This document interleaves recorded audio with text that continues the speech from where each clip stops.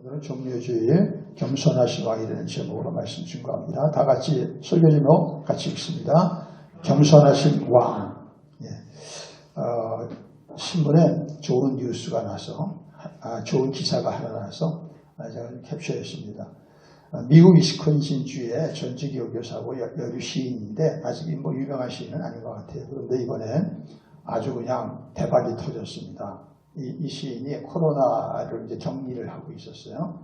격리를 하고 있었는데, 이 시가 자기 페이스북에 올렸는데 전 세계로 유명해져가지고 이제 아주 유명 시인의 반열에 오르게 될 것 같습니다. 우리나라에서는 유시아 씨 있죠? 유명한 시인. 그 유시아 씨가 번역을 했어요. 제가 한번 그것을 읽어드리겠습니다. 제목, 사람들은 집에 머물렀다. 그리고 사람들은 집에 머물렀다. 그리고 책을 읽고 음악을 듣고 휴식을 취했으며 운동을 하고 그림도 그리고 놀이를 하고 새로운 존재 방식을 배우며 조용히 지냈다. 그리고 더 깊이 귀 기울여 들었다. 어떤 이는 명상을 하고 어떤 이는 기도를 하고 어떤 이는 춤을 추었다.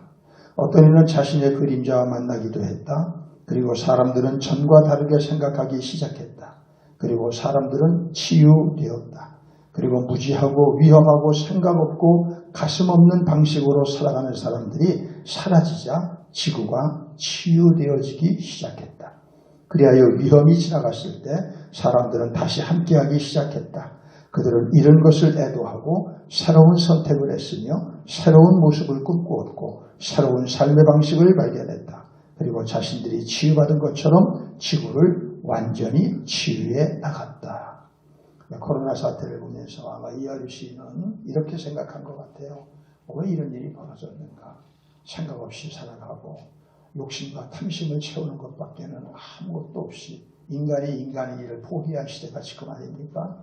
이런 시대 속에서 좀 더 내적으로 깊이 생각해 나가면서 다른 삶의 존재 방식을 배우게 되니까 코로나로 사라지고 세상은 치유되고 다시 불안정한 사회가 안정되기 시작하리라 하는 소망을 가지고 한 것 같아요. 우리는 이제 이 코로나가 사순절 한가운데 벌어졌다는 것이 참 희한하죠? 사순절 한가운데입니다. 어떤 의미가 있을 것 같아요. 우리도 뭔가 이 코로나에 참 변화되기를 원합니다. 사순절이요 코로나인데 아무것도 변한 게 없어 그 사람. 그러면 참 얼마나 불쌍한 사람입니까? 악한 사람입니까? 그저 생쥐가 고양이 취업 피하는 것밖에 없는 거 아니에요? 인간의 길을 포기한 사람 아니에요?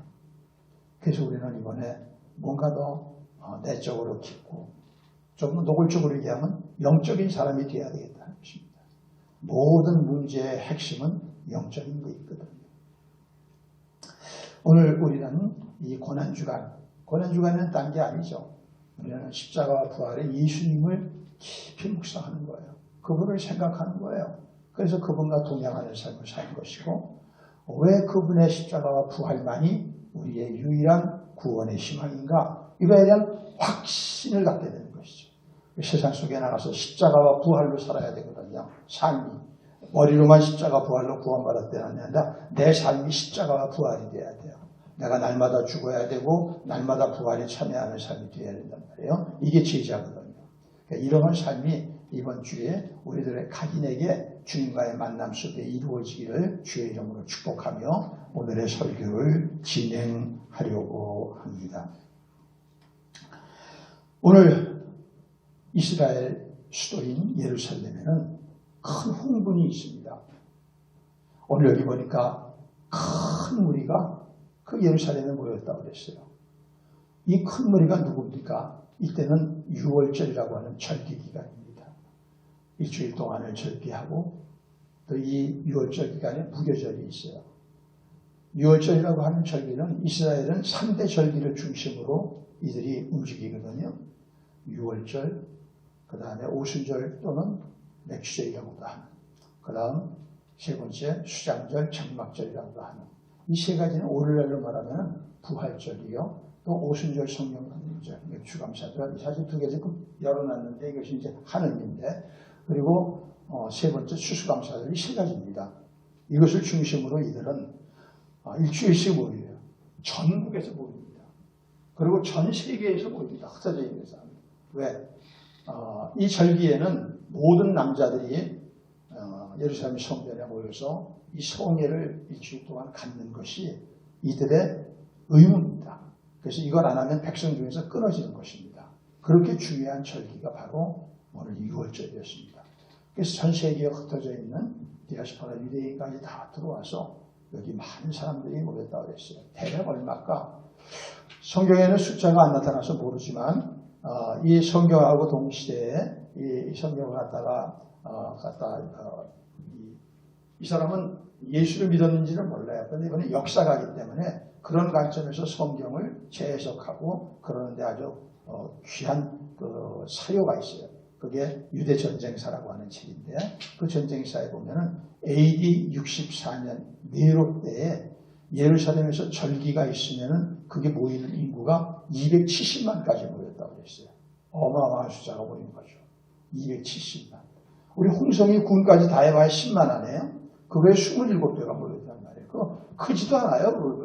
그러니까 270만 원이면 그냥 막 조밀조밀하게 찬 겁니다. 그런 정도로 이렇게 찼다고 했어요. 그런데 이 사람들이 오늘 여기 자세히 읽어보니까 종려나무 가지를 흔들고 나중에 이 똑같은 본문이 마태, 마가, 누가복음에 다 기록되어 있거든요. 종합해보면 자기의 겉옷을 걷어서 카페트를 딱 깔아버려요. 카페트가 없으니까 급조된 카페트죠.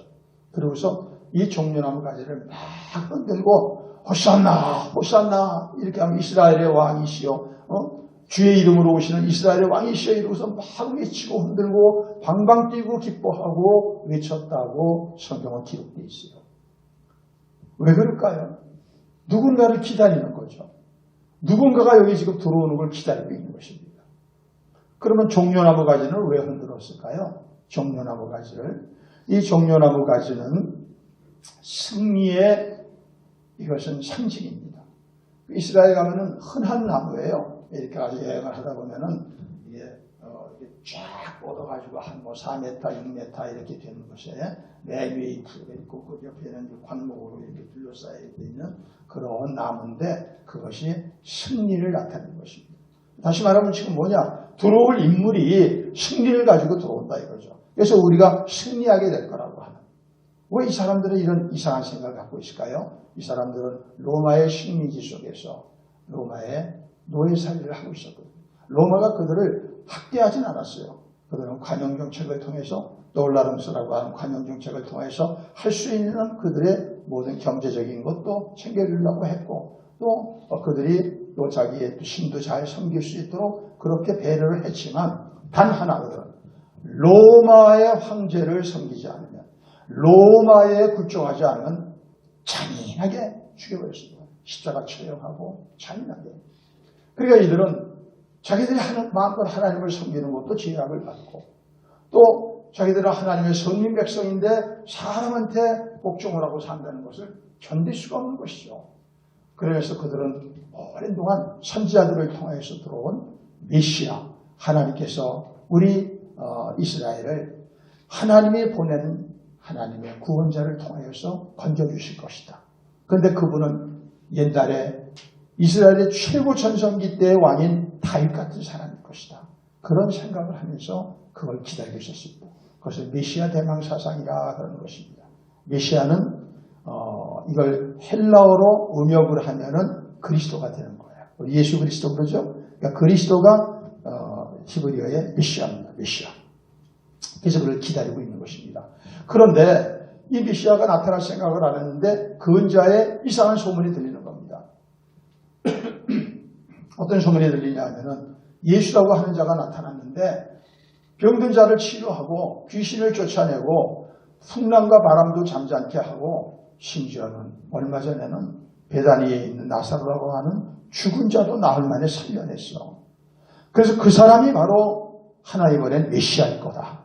그런데 그 메시아가 지금 예루살렘을 접수하러 이리 들어오려고 그런다. 이렇게 그들은 이제 소문을 듣고 소문을 내고 모여서 그를 간절히 기다리고 있는 것입니다. 자, 그러면 예수님은 왜 이 예루살렘으로 들어오려고 하실까요? 예수님은 그동안은 조심하시면서 거의 숨어서 사역을 하셨어요. 왜 그러냐? 기적을 행하는 것이 예수님의 목적은 아니에요. 사람들은 기적을 원해서 병 낫기를 원하고 먹고 사는 거 먹기를 원하고 하지만 예수님은 그건 관심이 없어요. 왜 그래요? 병 나도 또 들어서 죽을 거니까.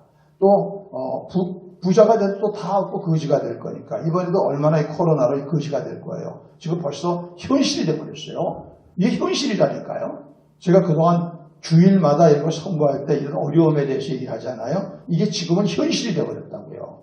그때 얘기했을 때는 이게 무슨 현실이야? 뭐 그렇게 돼. 우리 목사 괜히 그래. 그렇게 생각하는 분도 계실 거예요. 그러나 그렇지 않거든요. 이 세상은 내 뜻대로 되는 게 아니거든요. 이 생각은 하나님의 뜻대로 경영되어지는 것이거든요. 그러니까 이들은 그런 생각들을 가지고 이런 이 메시아의 대망 사상을 가지고 그러고 있는데 예수님은 지금 이제는 내가 하나님께서 나를 보내신 마지막 목적, 저들의 죄를 위하여 십자가에 죽고 부활함으로 말미암아 구주가 그것을 위해서 이제는 들어가야 되겠다 하니까 자기를 드러내놓고 지금 예루살렘으로 들어오고 계신 것입니다. 그래서 바로 여기에서 이번 주일을, 오늘 주일을 뭐라고 하면 종려주일이라고 하는 거예요. 그러니까 종려나무 가지를 들고 예수님의 예루살렘 입성을 환영하고 그리고 찬양하고 그랬다고 하는 것이죠. 자, 이제 이들이 예수님 언제 오시나 하루 정도 기다리고 있는데 저 멀리에서 야, 드디어 예수님 오신다 소리가 터져 나옵니다. 그래서 전부도 그냥 숨을 죽이고 이렇게 보는데 이 사람들을 너무 경악하게 하는 일이 일어났어요. 자기들은 예수님이 오시면 의뢰히 부하들을 이끌고 제자들이죠. 그리고 말을 타거나 아니면 병거를 가지고 그리고 이 예루살렘을 로마의 손에서 건져 그렇게 나타나시라고 생각했는데 뭐가 하나가 띠뚱띠뚱 하는데 보니까 어린 나귀 새끼 하나를 타고 거기다가 발은 질질 바닥에 끌고 거기다 생기기도 취한 사람이 그냥 뭐 젊은 사람인 것 같은데 나이는 굉장히 어른같이 그냥 할아버지처럼 우리가 늙어서 고생을 많이 해가지고 그런 분이 하나가 추레한 옷을 입고 그러고 오는 거예요. 완전히 환상이 깨지는 거죠. 이게 참 이상하다. 예. 그게 이 사람들이 수고수고거리기 시작하는 것입니다. 오늘 우리가 예수님은 나귀 새끼를 타고 온다. 이렇게 얘기가 성경에 기록되어 있습니다. 같이 한번 읽어보겠습니다. 14절 시작. 예수는 한 어린 나귀를 보고 타시니 이는 기록된 바 시온 따라 두려워하지 말라 보라 너희 왕이 나귀 새끼를 타고 오신다함과 같더라. 이렇게 합니다. 자, 그러면 왜 이들은 왜 이 예수님은 나귀 새끼를 타고 오실까 하는 것입니다. 그 허구 많은 것 중에 말을 타고 와야지. 더군다나 예루살렘을 건지러 오면 구원하러 오면 그렇게 와야지. 참 이상하지 않아요? 근데 이것은 뭐야? 이 속에 하나님의 어떤 비밀이 숨어 있는 것이고 진리가 숨어 있는 것이고 우리가 살아가면서 왜 우리의 삶이 그렇게 만족스럽지가 못할까? 우리의 가정은 왜 그 모양일까? 우리의 일터는 왜 그 모양일까? 우리의 살아가는 사회와 나라와 민족과 국가는 왜 이 모양이고 세계는 이 모양. 여기에 대한 답이 여기 다 있는 거예요. 이 안에. 그러니까 이것이 하나의 오늘 예배라고 하는 형식을 들어온 것이 아니라 내 삶의 문제를 뜯어고치기 위하여 오도록 와야 되는 거예요. 내 삶의 근본적 변화로 말미암아 맨날 고민하고 갈등하고 술이나 먹고 이런 삶 살면 안 되는 거란 말이야. 그럼 왜 그러냐? 모르기 때문에 그렇게 하는 거거든. 그러니까 이 안에서 진리를 발견하면 확 변화돼가지고 인생이 바뀌는 거예요. 인생이 바뀌는 거예요. 그래서 이게 성경이 필요한 거란 말이에요.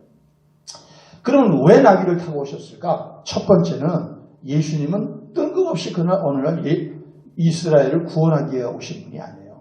하나님이 창세전에 예정하시고 그리고 하나님의 이 때가 되어서 이스라엘의 구원, 더 나아가서는 세계민의 구원을 위해서 지금 하나님이신 예수님이 지금 이곳에 십자가를 지러 오시는 것입니다.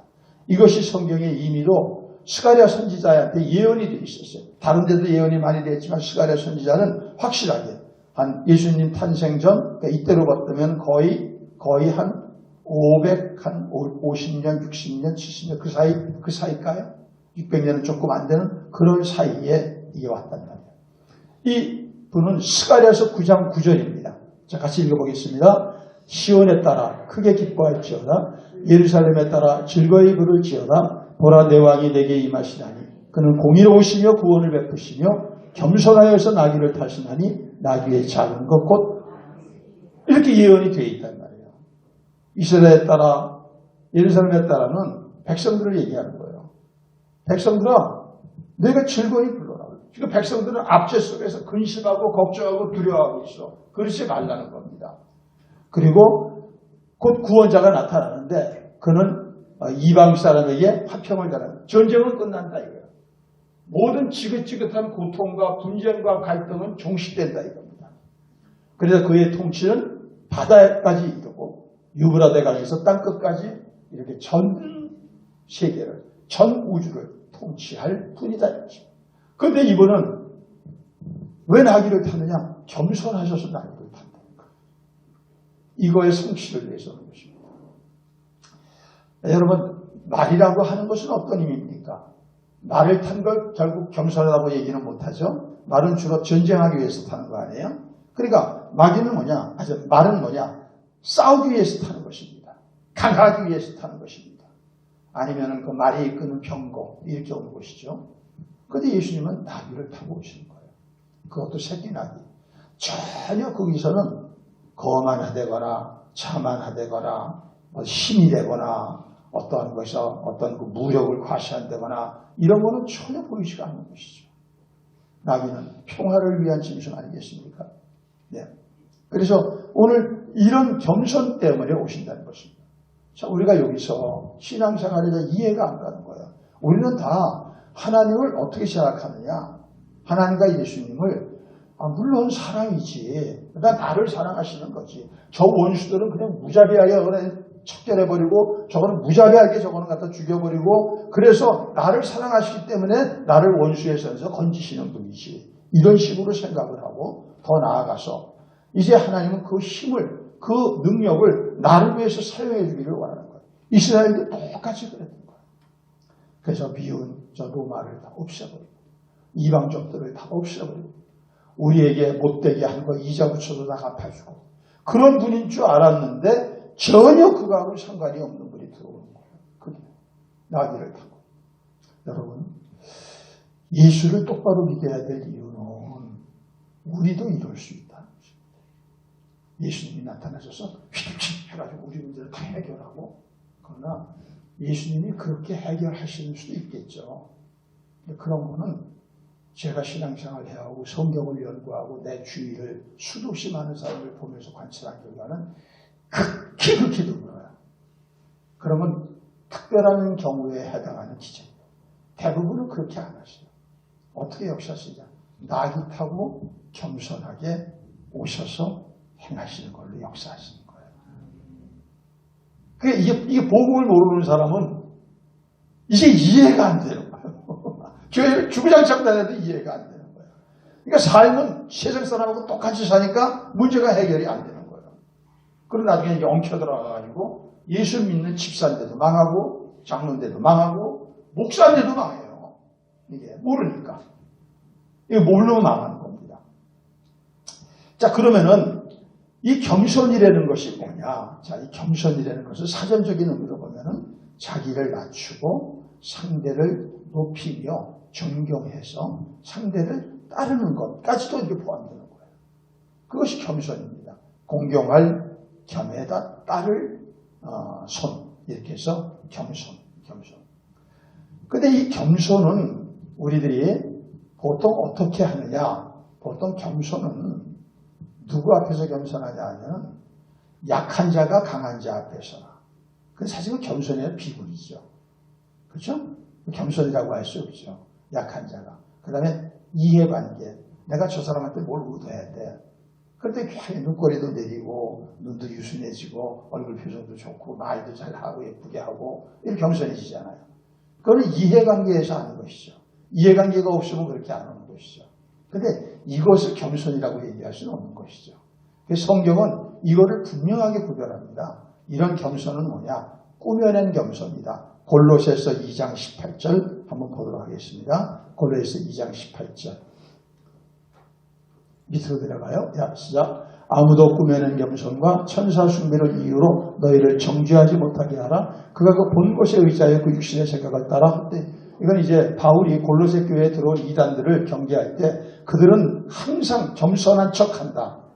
꾸며내가지고 살살살살 기생오리비처럼 살살해가지고 마음을 살라고 그러고 말 하나 태도 하나 표정 하나 이렇게 해가지고서 마음을 사가지고서 너희를 속여서 이단을 끌고 가려고 합니다. 속지 말라는 것이죠. 꾸며내는 것이죠.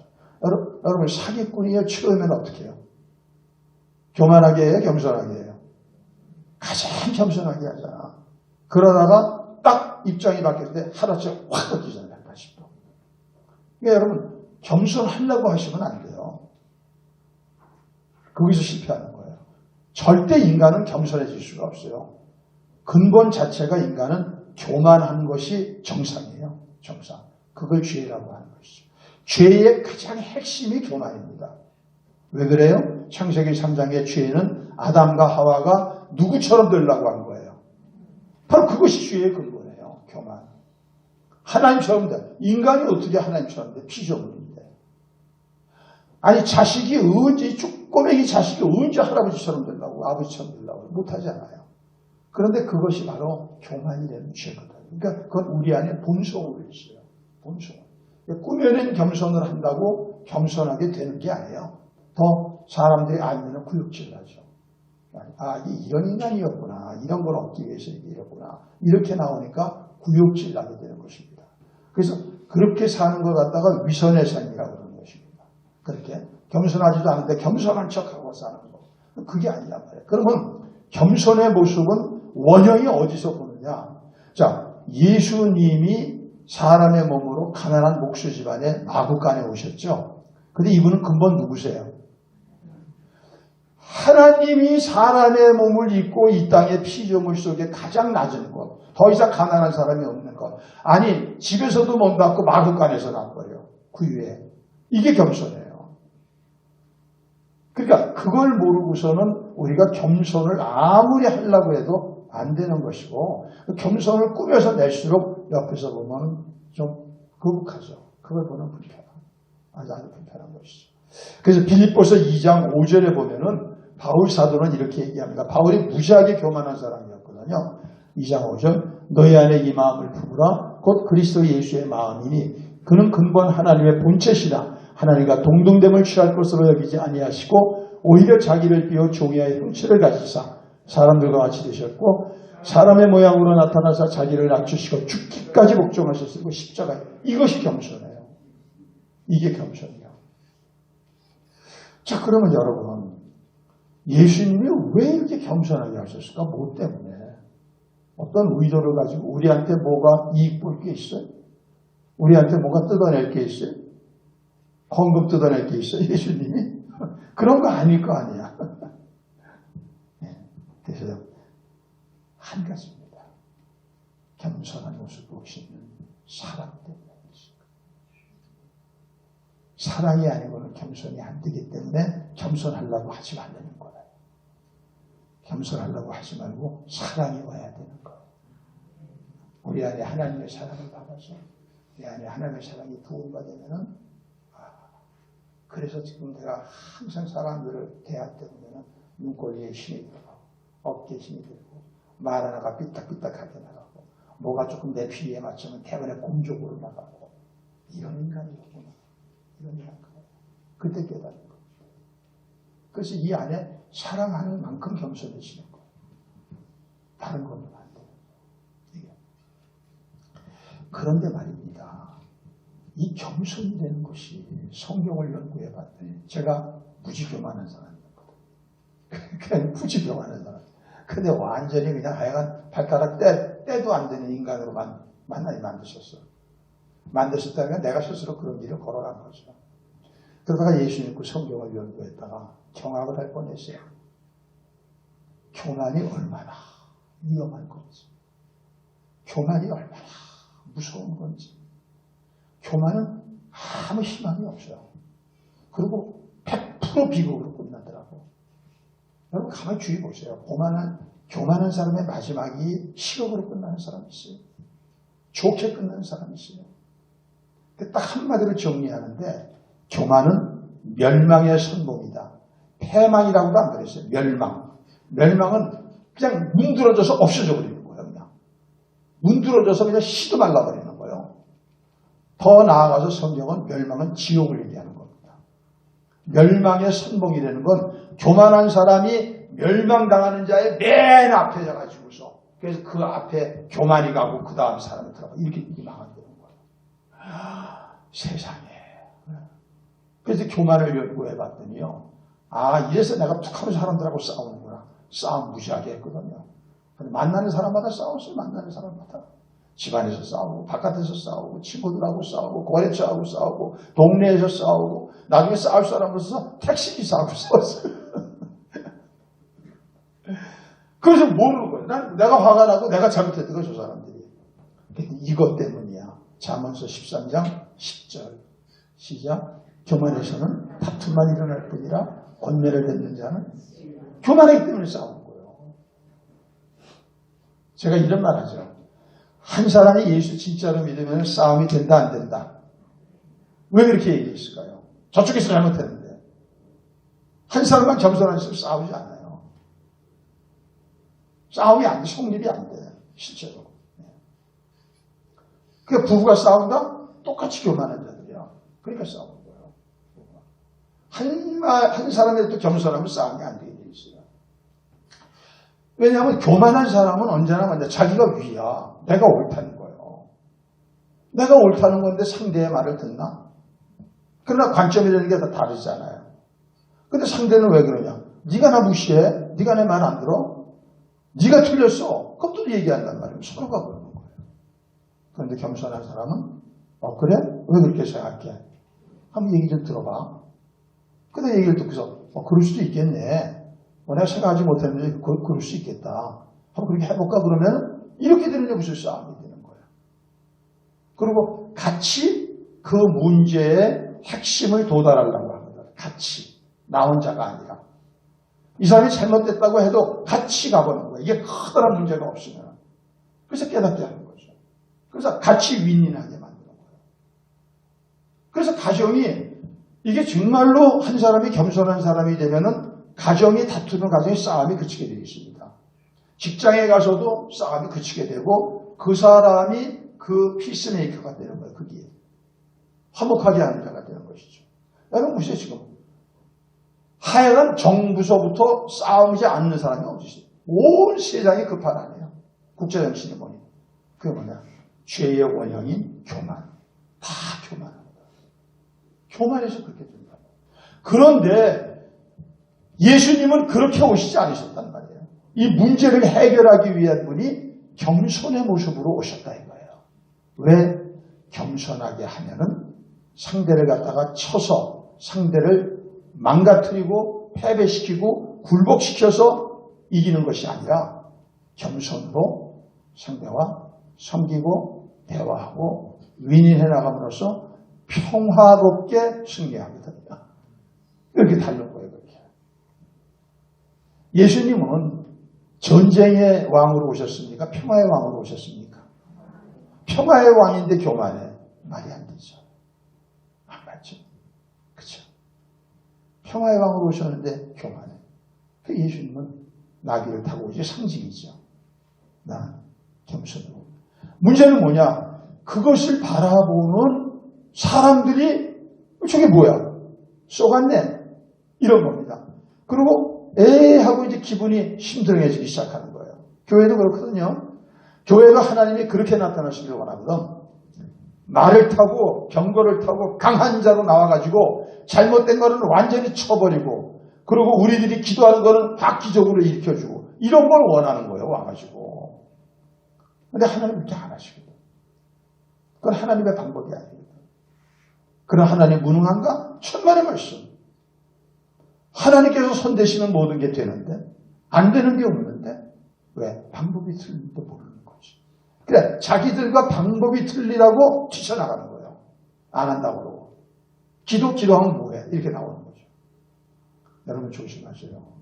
그런 식으로 예수 믿으면은 결국 하나님을 경험할 수 없는 거예요. 그래서 결국은 큰 무리들, 조금 아까 막 예수를 갖다가 호산나 주의 이름으로 오시는 이시여 이스라엘의 왕이여 뭐 환호하고 종려남으로 승리했습니다. 메시아 이랬던 자들이 순식간에 며칠 만에 변화돼가지고 배반하고 예수 못 박으라고 예수 못 박으라고 예수가 그들에게 팔려서 예수가 못 박혔어요. 무리라는 게 그런 겁니다. 백성들 보면 몰라요? 엊그제까지 우리 지도자 누구 하다가 하루아침에 확 바꿔버리지. 그러고서 갖다 끌어내려 밟아버려 죽이기까지 하지. 그래서 대중들의 마음은 그런 거예요. 예수님은 이걸 아시기 때문에 이들이 환호하건 어쩌건 상관이 없습니다.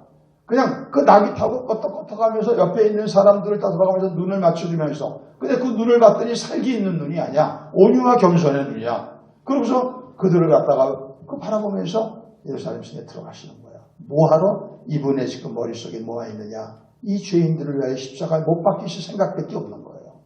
왜? 그것이 이분의 사명이니까.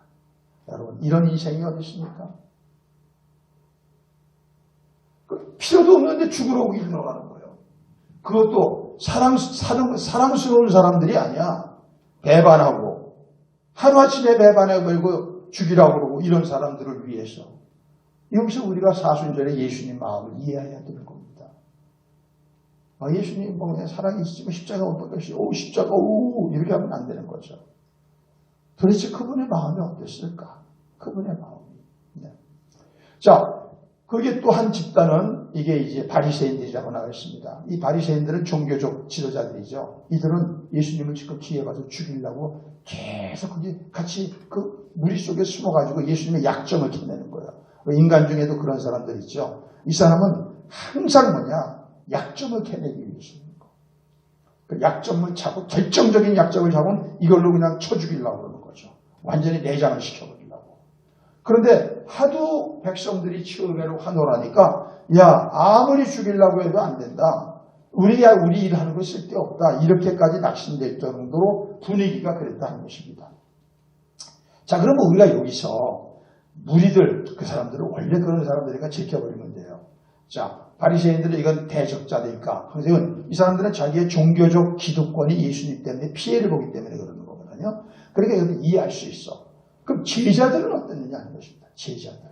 예수님을 주구장창 따라다닌다. 오늘 말로 하면 교회를 계속 나와서 예배드리고 기도하고 성경 공부도 하고 새벽 기도도 드리고 철학 기도도 하고 11조도 드리고 헌금도 드리고 이런 분들은 어땠느냐 하는 것입니다. 제자가.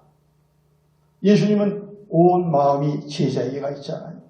이들은 어땠느냐 하는 것입니다. 자, 이분들이 이 제자들은 어땠는가 한번 우리 16절에 한번 읽읍시다. 시작. 제자들은 처음에 이 일을 깨닫지 못하였다가 예수께서 영광을 얻으신 후에야 이것이 예수께 대하여 기록된 것인가 사람들이 예수께 이같이 한 것임이 생각났더라. 제자들도 그 당시에는 예수님 저러지. 다 길을 타고 새끼나 길을 타고 저 어울리지도 않아. 체면도 말이 안 되는 거야. 지금 무슨 메시아로 들어간다는데 저기서 하고 들어가. 참 이상하다. 그리고 툭 하면 이상한 소리를 하는 거예요. 난 이제 조금 있으면 죽는다. 나 죽고 나 3일 있다가 부활돼. 그러니까 너희들 흩어지지 마. 이해할 수 없고 기분 나쁜 얘기 갖고 하는 거예요. 그래서 지금 이 낙이 타고 오는 것도 이해를 못했다고 하는 것입니다. 그런데 나중에는 그걸 알았다고 그러죠. 언제 알았다고 그래요? 언제? 성경에 언제? 예수께서 이게 무슨 말일까요? 영광. 이거는 예수님이 십자가에 죽으시고 부활하시고 또 아주 승천하신 사건을 얘기해요. 예수님은 죽으셨어. 제자들 다 배반하고 도망갔어. 3일 만에 부활하셨어. 제자들에게 다 나타나셨어. 그리고 그분이 승천하십니다. 그리고 더 나아가서 내가 가면 너희에게 보혜사를 보내리니 너희와 영원토록 함께 하실 것이다. 내가 가면 그를 보내는데 나하고 똑같은 인격이다. 다시 말하면 보이지 않는 예수님이 성령이다 이거예요. 영으로 오셨으니까. 그러면 그가 오면 보혜사고 내 이름으로 보내실 성령 그가 너희에게 모든 것을 가르쳐주고 내가 너희에게 말하는 것을 생각나게 하시고 너희에게 평안을 주시리라 약속하셨거든요. 결국은 뭐냐? 여기서 영광을 받았다는 것은 성령을 받은 이유를 얘기하는 것입니다. 성령을 받았더니 바로 깨달아지는 겁니다. 여러분, 어떤 분은 성경을 받아 무슨 내용인지 모르죠. 교회 오래 다녔는데도. 내가 다른 책은 잘 보는데 성경이 그런 책입니다. 근데 이게 성령 받으면은 뚫려버리는 거예요. 확 뚫려버리는 거예요. 또 그런 분들도요, 죄 지으면 또 다쳐. 참 신기한 책입니다. 죄 지으면 다칩니다. 진짜는 못 봐. 그냥 책이나 보고서 그냥 이렇게 그냥 할 수밖에 없는 거지. 왜 그래요? 성경은 저자가 누구예요? 성령 안에요. 그래서 성령으로야만 이것이 열리게 되어 있다. 그래서 요한복음 14장 26절 보도록 하겠습니다. 시작. 보혜사가 아버지께서 내 이름으로 보내신 성령, 그가 너희에게 모든 것을 가르치고 내가 너희에게 말한 모든 것을 생각나게 하리라. 평안을 너희에게 끼치노니 곧 나의 평안을 너희에게 주노라. 내가 너희에게 주는 것은 세상에 주는 것 같지 아니하니라. 너희는 마음에 근심하지 말고 들어. 이 성령을 받고서 이들이 그게 스가랴서 9장 9절의 예언이고 십자가로 죽고 구원한다는 것이 겸손의 얘기고 그래서 하나님과 원수된 걸 평안하게 하고 원수된 이방인들과도 평안하게 하고 예수 믿고 한 사람이 평안하면 집안도 가족들이 평안하게 되고 직장도 평안하게 되고 이런 일이 일어나면 그때 깨달아야 되는 거죠. 저는 이번에 고난주간이 우리 각개인에게 그런 경험이 있는, 그래서 우리가 영적으로 좀 한 단계 탁 뛰어 올라가는 그런 시기가 되기를 주의 이름으로 축복합니다. 자, 여러분, 그럼 이제 마지막으로 생각해보시죠. 이 제자들이 어떤 삶을 살아, 이걸 깨닫고 천만에 갔어. 제자들은요, 겸손은 눈꼽만큼도 없는 인간들이에요. 자, 어쩌면 그런지 모르겠어요. 기도하고 예수님이 뽑으셨거든, 이 12명을. 그런데 단 한 명도 겸손한 자가 없어요. 툭하면 서로 싸워. 누가 이기느냐? 우리 중에서 누가 리더냐? 누가 이기느냐? 이런 거 갖고 싸우고요. 베드로, 요한, 야고보, 또 그 뒤에서 궁시렁거리는 또 사람들도 다 있고요. 다들 그래, 다. 그러면 이들이 결국 그런 식으로 무슨 예수님의 제자가 되겠습니까? 그런데요, 성령 받고 사도행전 보면 단 한 사람도 겸손하지 않은 자가 없어요. 다 겸손한 자가 돼서 섬기고 그들을 위하여 희생하고 나중에는 다 순교하고 그들을 위해서 이런 사람으로 바뀌었어요. 왜 그럴까요? 왜 그럴까요? 무슨 일이 일어난 거예요? 교만한 자들이. 여러분, 이 사람은 참 교만하죠. 사람도 교만합니다. 근데 이게 어려서부터 교만해요. 옛날에 이제 한 할아버지가 계셨대요. 내 할아버지가 좀 전에 이제 양반 계통의 할아버지, 머리에 이제 상투 이렇게 딱 들었는데 집에서 상투 딱 갖고 상투 들고 집에 들어가면은 아들이 손자를 낳아가지고 손자가 이제 커서 누우는 게 유일한 취미예요. 그래가지고 그냥 오면은 그냥 막 손주하고 그냥 막 친구가 돼가지고. 그러니까 이 손주놈이 너무 좋으니까 이게 막 할아버지하고 놀면은 제일 좋아야 돼요.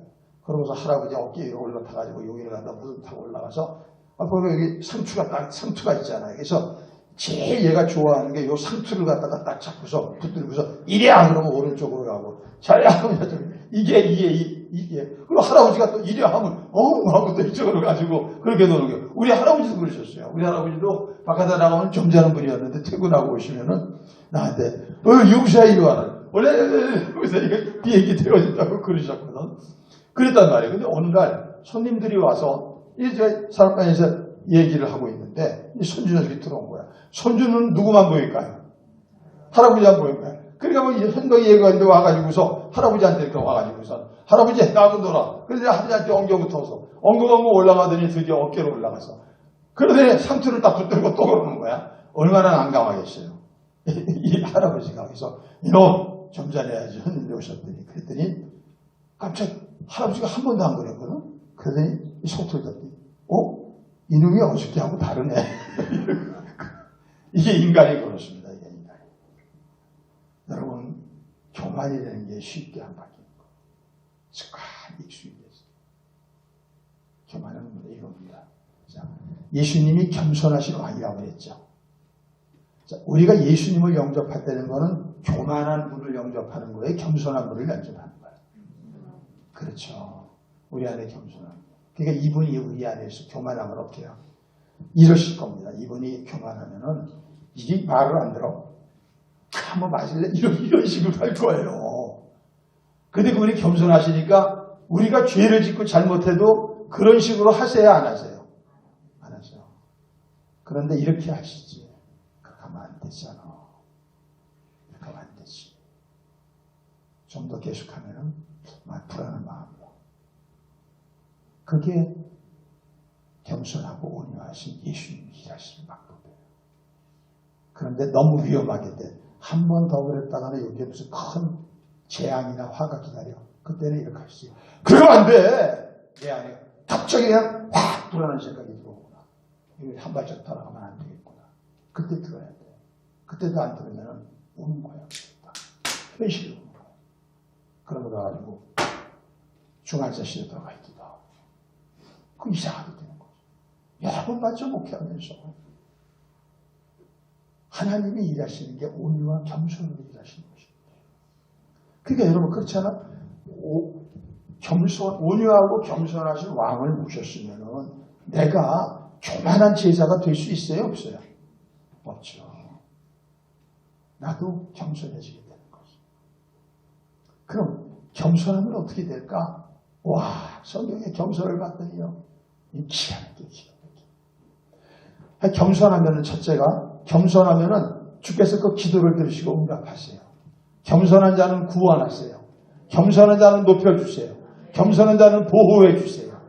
겸손한 자는 하나님의 은혜를 베풀어 주세요.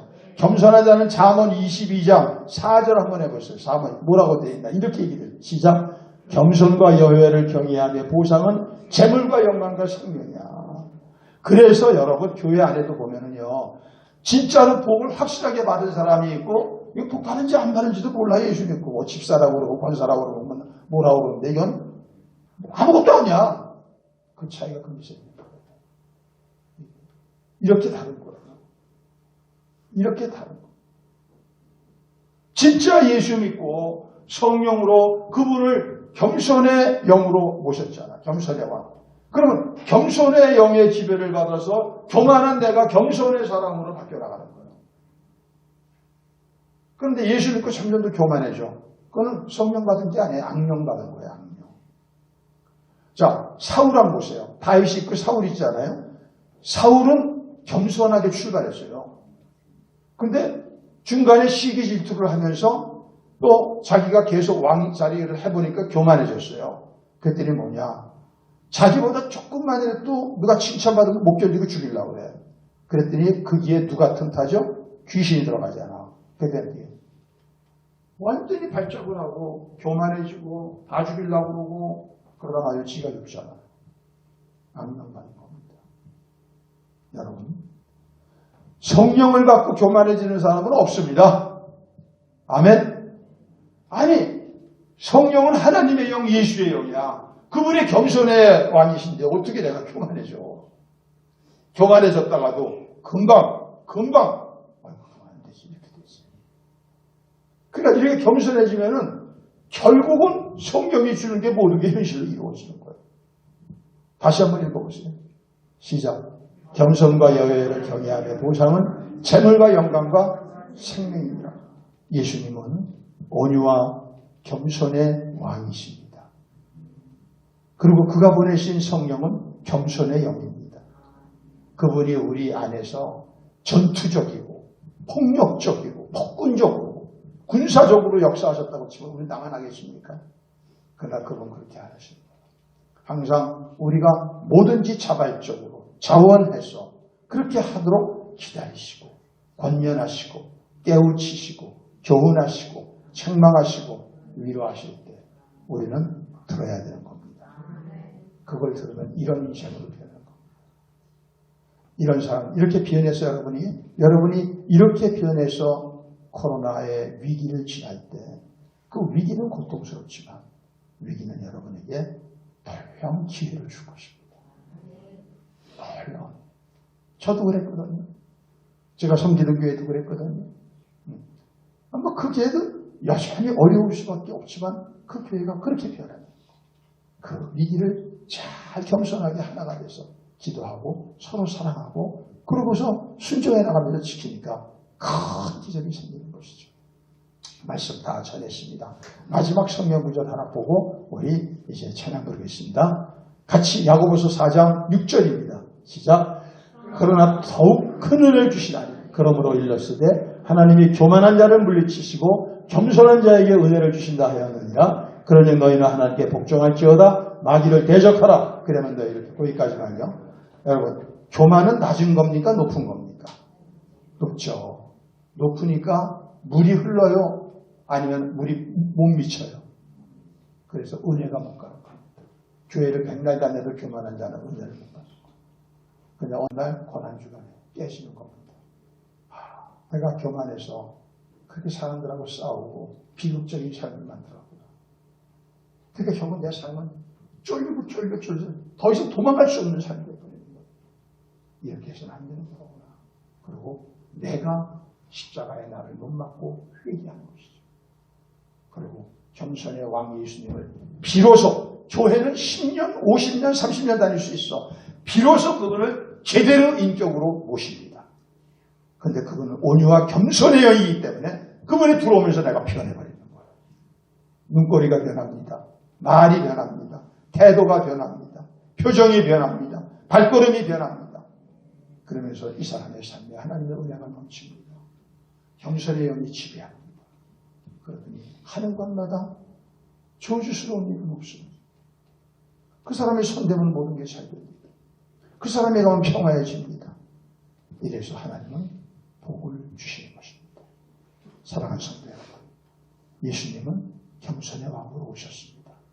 우리도 그분을 믿고 그분을 우리의 주님으로 영접했다면 겸손으로 세상에 나가서 사람의 마음을 얻으시고 사람들을 살리시고 사람들을 세우셔서 여러분들이 예수님의 제자임을 증명하시는 삶을 살아가게 되기를 주의 이름으로 축복합니다.